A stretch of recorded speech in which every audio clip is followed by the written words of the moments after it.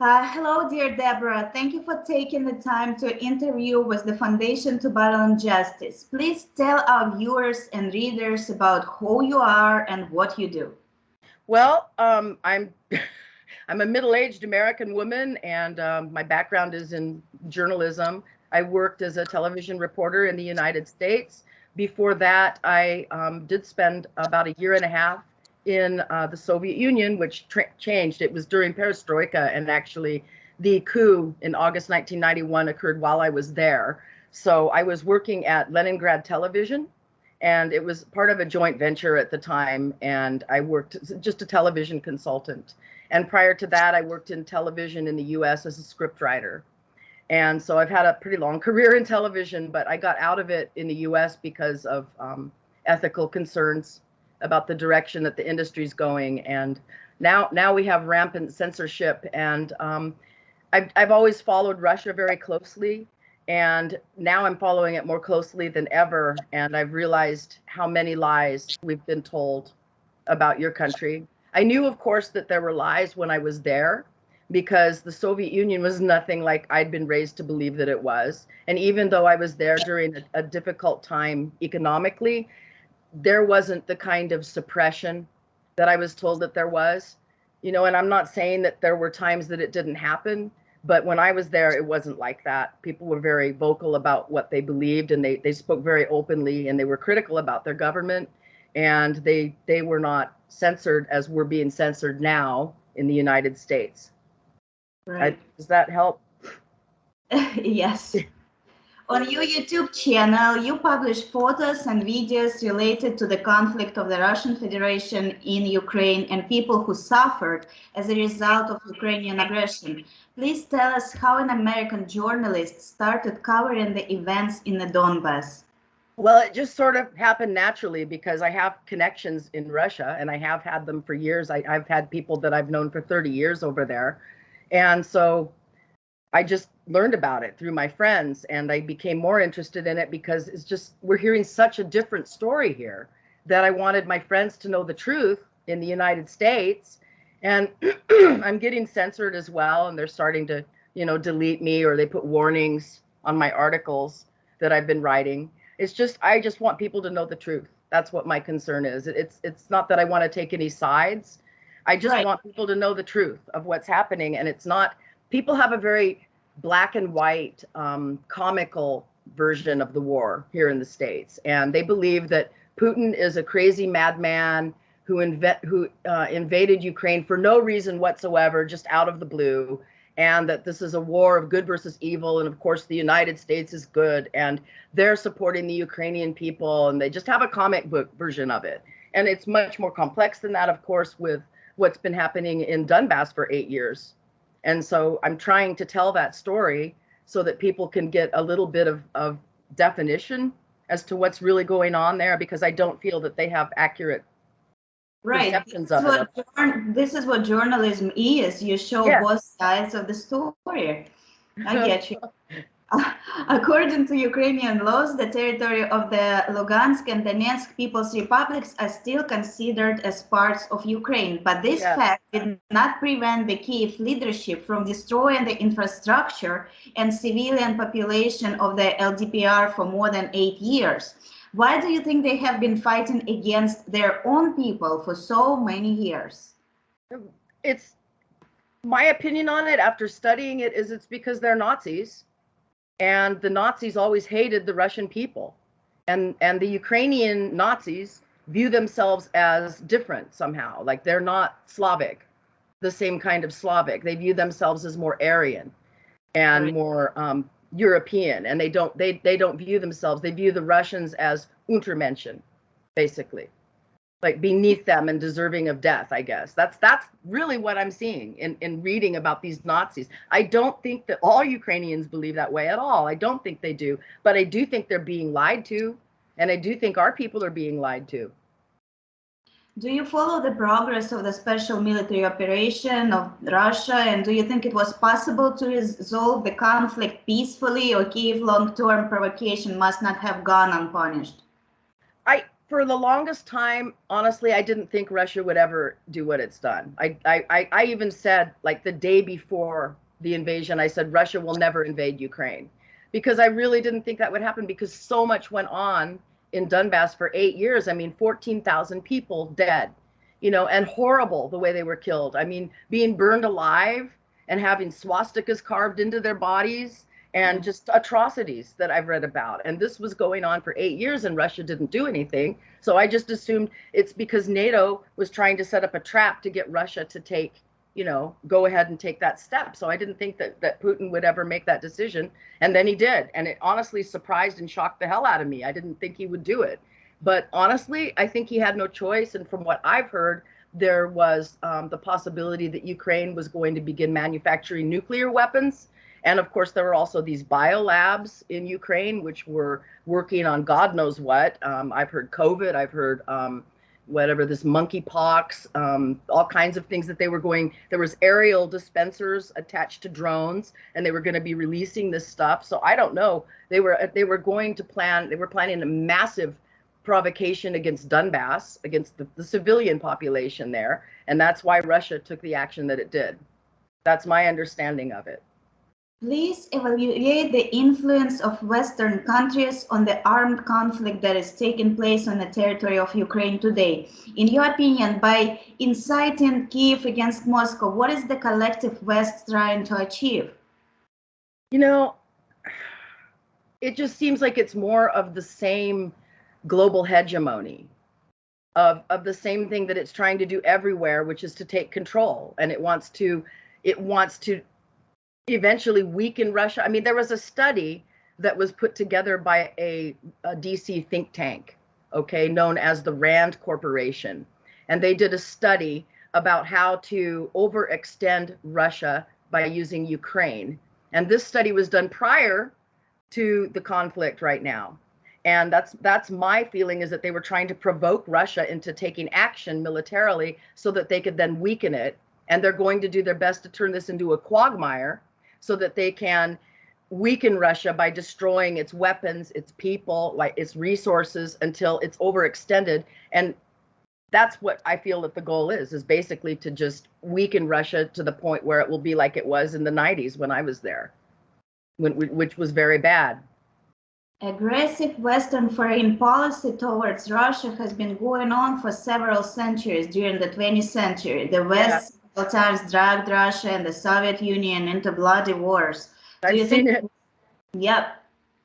Do you think the global confrontation between Russia and the West will always continue as long as Russia and the West exist? I really wish it wouldn't, but I don't know. I can't answer that. I think as long as we have the kind of leadership in the United States that we have right now, and by that, I do not mean the official leadership. I'm not referring to Biden. I'm not even, you know, although he's part of it, it's the deep state. It's more than just the U.S. It's like the WEF, or whatever they call it, the European economic people, like that they all gather together and they have their little meetings and they plan what their agenda is going to be for the world. And I don't think that it's even just the US. I think it's a collective group of very wealthy people that want to have control, and that's the direction that we're heading in. And when I say these things, people, of course, call me a conspiracy theorist and they think I'm crazy. But the truth is, I've spent a lot of time studying this, and it's all out there. I think the same way. It's all out there. The information is all out there. I mean, if they had the time, if they weren't working 3 jobs just trying to make ends meet, and if they didn't have so much going on that they don't even have time to think, they would be able to find out about this too. That's why I wanted to report about it, because to make it easier for them to see what's going on. But they don't believe me because, you know, I'm crazy, right? But it's the way, you know, when I first started realizing we were being lied to way back long ago, because I mean, I was interested in Russia from the time when I was 18. I could see them on TV and I thought, okay, well, why are we enemies? You know, I was just a little kid and I thought, why are we enemies with Russia? So I started studying the Russian language, you know, and I started reading about Russia because I wanted to understand why this was. It seems like so stupid. Why should we be fighting when we could be working together and make the world a better place, right? For everyone. Exactly. But now I see, I kind of have a pretty good idea of what it is, and it's really just comes down to very wealthy people who just never get enough. They want more and more and more, and they won't be happy till they've destroyed everything for the sake of their own wealth and power. I really believe that. What do the American media say about the special military operation of Russia, and do they report about war crimes and provocation committed by Ukrainian servicemen and nationalists controlled by them? No, what they do is, and I've seen them blatantly take things which have happened where the Ukrainians bombed people like in Donbass or did atrocities to civilians in that region, and they'll claim Russia did it. I've seen exactly upside down. Yeah, exactly. It's all backwards. Like and then people, and then if you try to come up and say, no, that's not what happened, they're like, well, I saw it on CNN. And it's like, they're lying. I was just gonna say, CNN cannot lie. Oh, but they do. But they've lied so many times, and it's like, you know, they've been caught lying. They lied about weapons of mass destruction in Iraq. They lied about so many things, and yet people keep believing them. And it's like, at what point are you going to wake up and realize you're being tricked? I will never forget that story. There were like some small protests in Russia like years ago, and one of the American news channels was showing that there are gas stations are burning in Russia. And then I see the sign on the gas station, and it's Greek.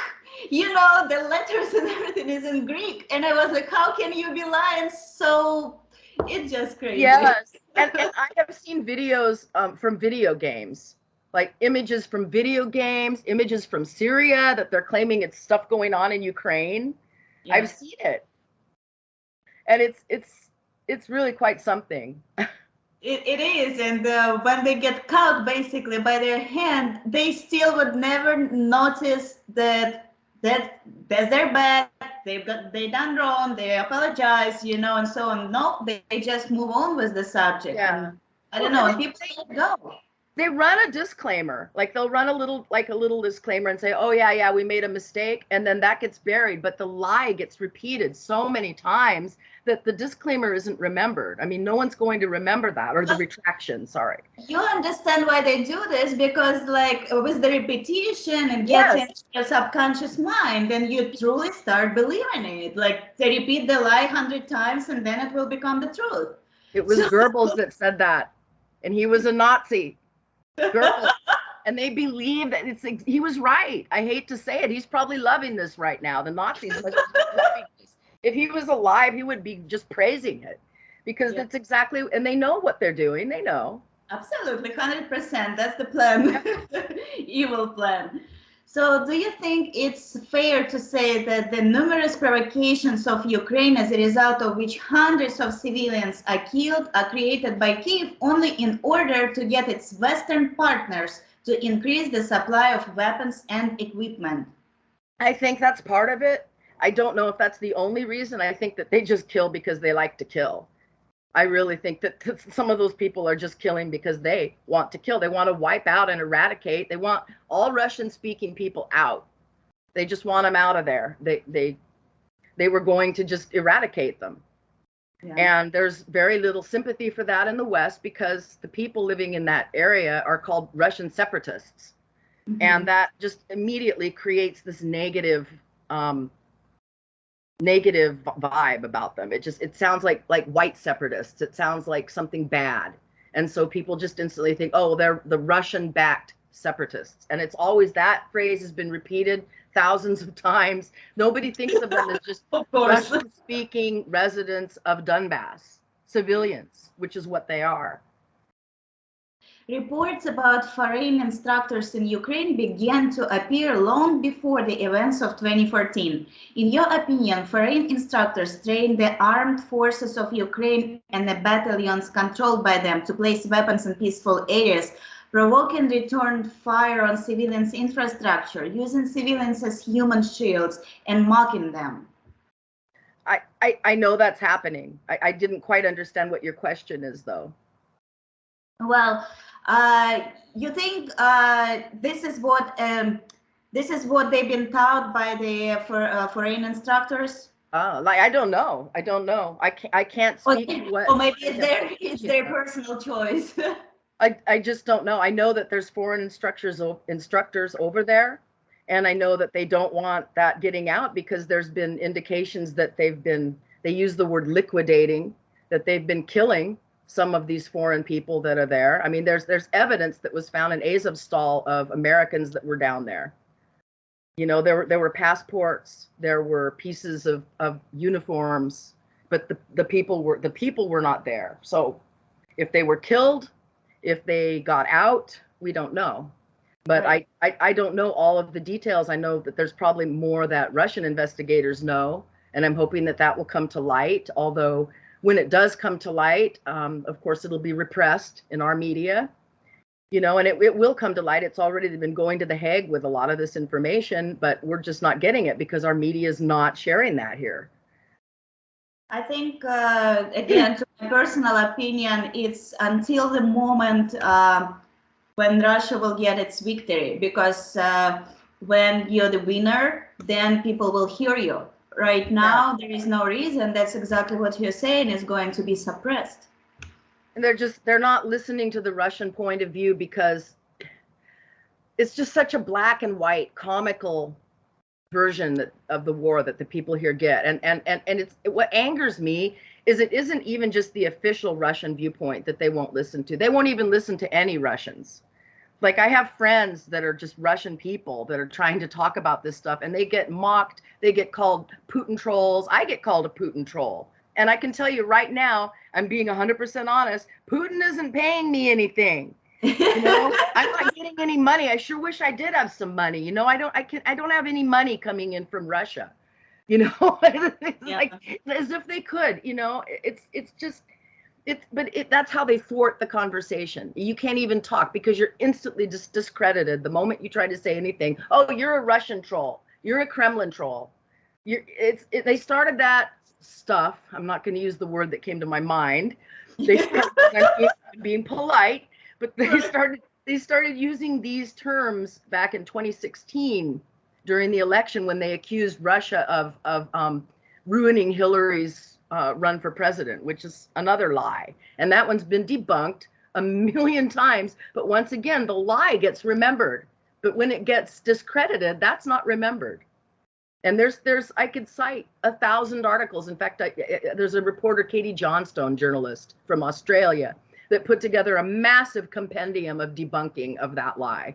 And it's all researchable. It's all verifiable. It's just, I think that the liars count on how busy people are in the West and how overworked they are and how little they're being paid. And they don't have time to research this stuff. I do because I was unemployed for a while there, and I researched it while I was unemployed. You know, my husband had a heart transplant, and then we were bankrupt, and it was a really difficult time. But during that difficult time, I learned a lot. And these were the things I learned. I did a lot of research. I mean, it's stuff you wouldn't be able to do if you were working 3 jobs and supporting a family. Struggle cleans us, purifies us. Yeah. Yeah. Always something good and bad. Like the banya. Yeah, like banya, exactly. I need a banya here. I need a good one. It's not actually a struggle. It's a joy. You know, once you know how to do it, it's a joy and pleasure. Oh, what do you think about foreign mercenaries who take part in the conflict in Ukraine? Do you think the sentence that was handed down to foreign mercenaries in the DPR is fair? Yeah, I do think it's fair. They went there to kill for money. You know, to me, that's scum. That's the worst kind of human being, someone that will kill for money. You know, they just want to kill for money. And maybe they really do believe that Ukraine is this poor victim country and that they needed to help them.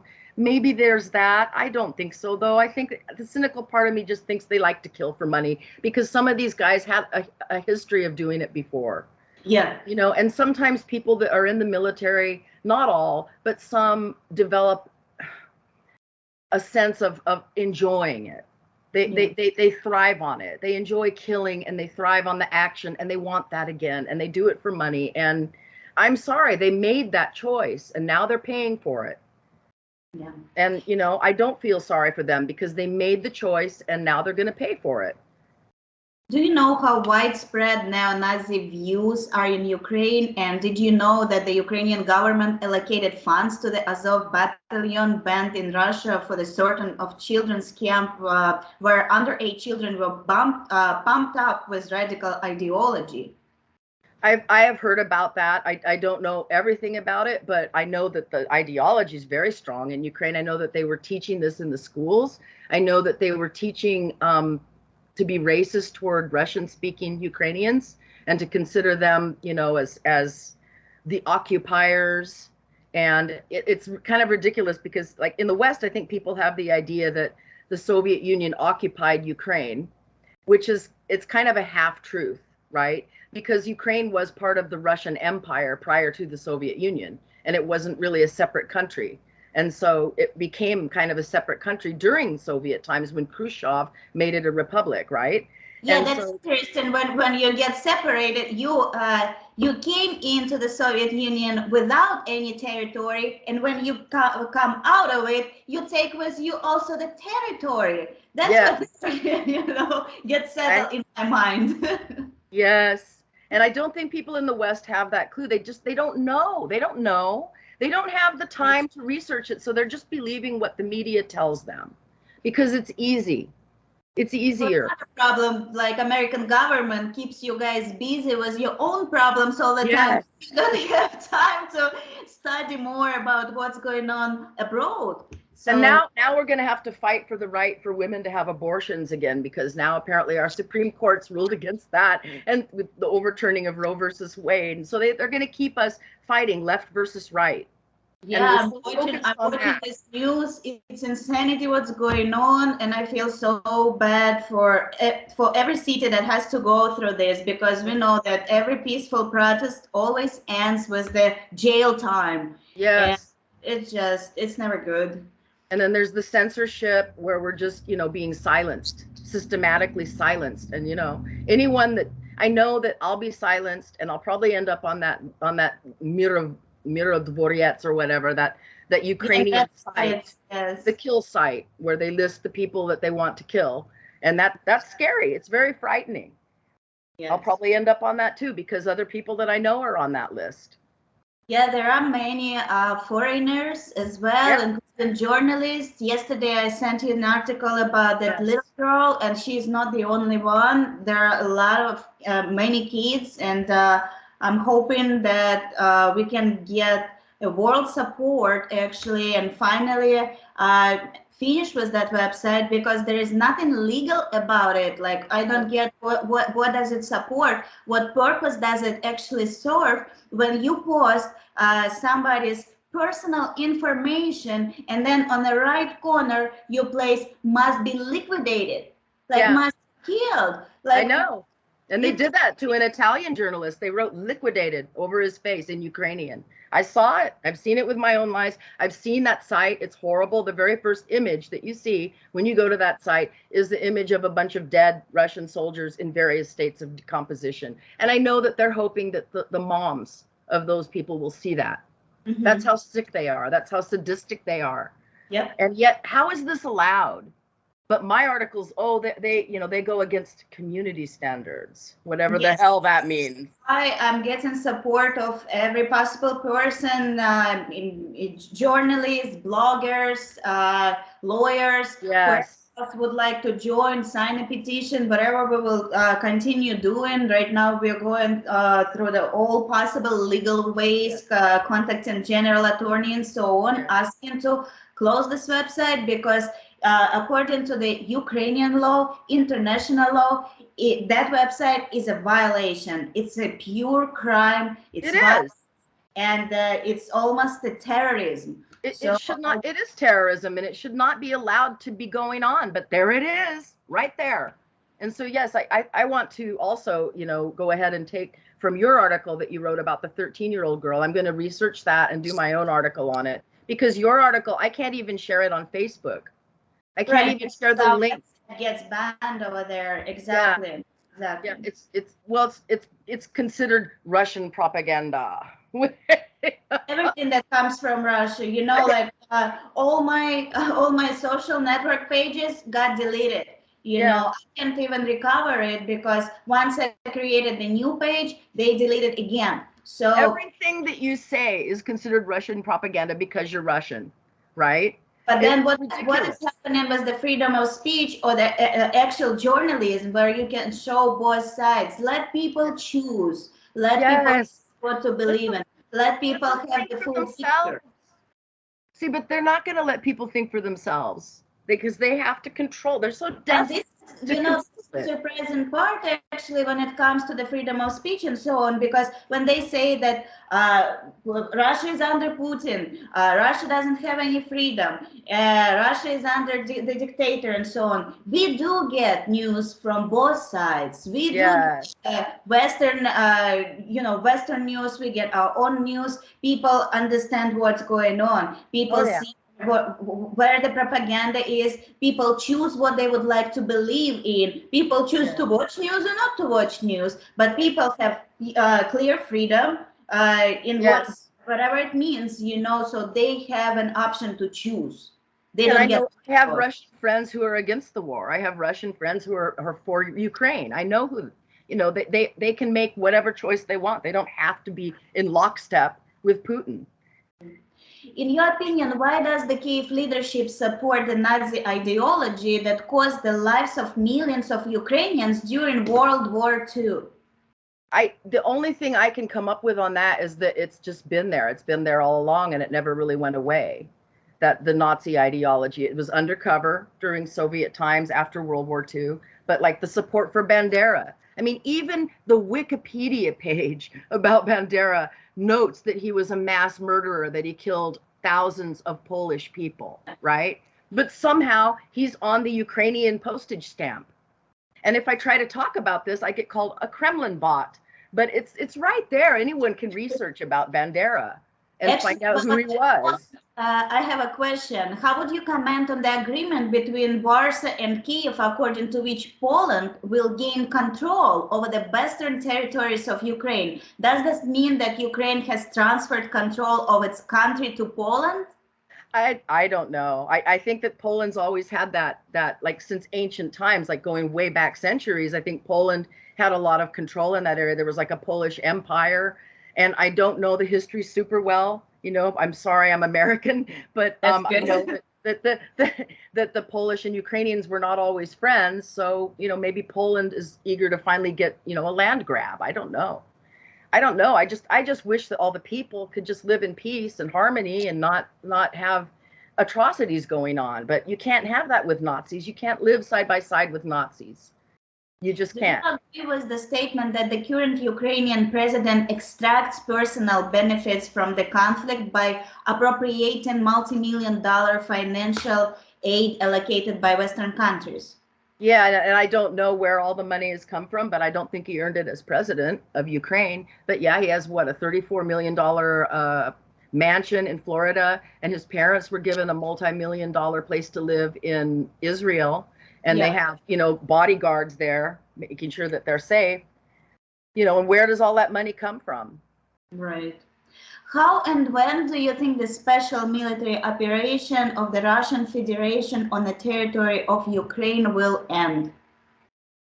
I hope it ends quickly, but I have a fear that it's going to drag on for a very long time because I think that NATO is going to keep on sending weapons. And I'm sure our weapons manufacturers are loving that because they don't care how many people die. They care how many dollars they make. And they're making money selling weapons. And that's what they do. And they're going to keep right on doing it. And of course, the people in power would love to see this be a quagmire, like they said with the RAND Corporation study, that they want to, you know, just overextend Russia like they did in Afghanistan in the 70s and 80s.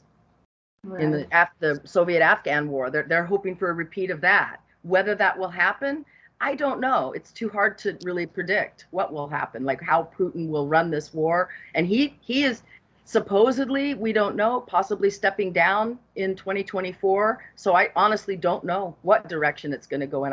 I wish that for everyone's sake that it could be over quickly and that Kiev would just go ahead and accede to the demands to denazify and demilitarize and exist as a peaceful non-military country. But is that going to happen?